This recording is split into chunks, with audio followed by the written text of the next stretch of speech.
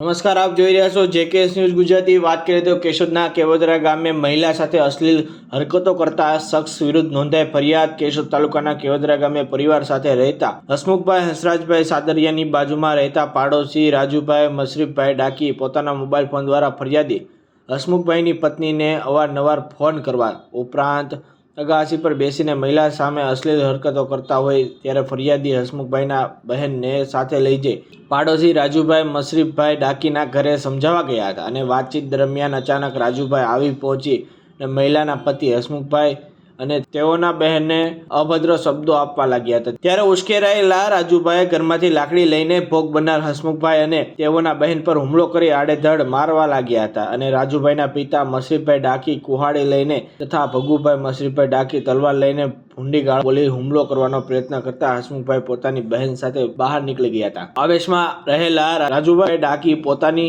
અગાસી પરથી છૂટા પથ્થર ફેંકતા હસમુખભાઈને તેમજ રાડારાડ થતા એકઠા થયેલા આડોશ પાડોશના રહીશોમાં એક મહિલાને પણ પગના ભાગમાં પથ્થર વાગ્યો હતો। કેશોદના કેવોદરા ગામે રહેતા હસમુખભાઈ હંસરાજભાઈ સાદરિયા તેમના બહેન અને પાડોશી મહિલાને ઈજાઓ પહોંચતા અસહ્ય દુખાવો થતા 108 તાત્કાલિક એમ્બ્યુલન્સ સેવા મારફતે કેશોદ સબ ડિસ્ટ્રિક્ટ સિવિલ હોસ્પિટલમાં ખસેડવામાં આવ્યા હતા। કેશોદ પોલીસ સ્ટેશનના police head constable Kiranbhai Jivabhai Dapi, police constable Vinaysinh Kalubhai Sisodiya, Ajaysinh Kalyansinh Chudasama સહિતના પોલીસ સ્ટાફે ફરિયાદી હસમુખભાઈ હંસરાજભાઈ સાદરિયાનું નિવેદન નોંધી કેશોદના કેવોદરા ખાતે રહેતા રાજુભાઈ મશરીફભાઈ ડાકી અને ભગુભાઈ મશરીફભાઈ ડાકી વિરુદ્ધ ગુનો નોંધી આગળની તપાસ હાથ ધરવામાં આવી છે। જેકેએસ ન્યૂઝ સાથે રાજુ પંડ્યા, કેશોદ।